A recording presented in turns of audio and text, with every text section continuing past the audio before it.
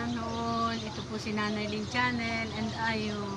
Dito po ako sa likod ng bahay namin.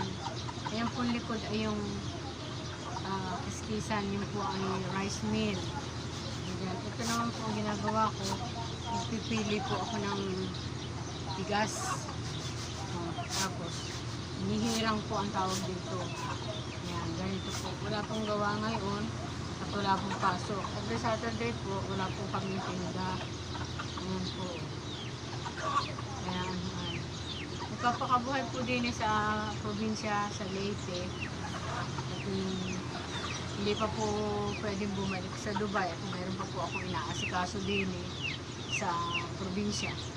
Ito po yung maliit na bahay na ipinatayo ko din Kaya, ito po, okay naman po ang buhay din hinlaan po ng lumindol at ng may bagyo. Siyempre po hindi kami sanay na may ganoon. Ayan. Ito po si Nanay Lynn Channel. Hope you like all my videos. Please like and subscribe po na para po ma-monetize na ako. Kasi po kasama ako sa charity vloggers ng Kalingap. Tapos nag-subscribe din po ako sa Bugong Behero, Eka Business po. Tapos po yung Marcos TV channel. Yan po ang mga subscribe ko po.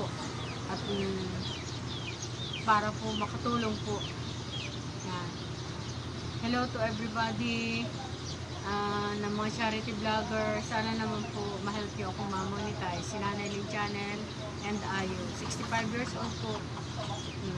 Kahit po off-cam, nakakatulong po sa awa ng Diyos. Sa abot ng aking makakaya at tumutulong po tayo. Please like and subscribe po again, mga kamards, mga kaibigan dyan.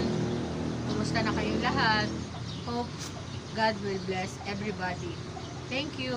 God bless you. Please watch po ninyo ang aking reels, TikTok at saka po yung sa FB, saka po itong YouTube. Thank you po. Bye-bye.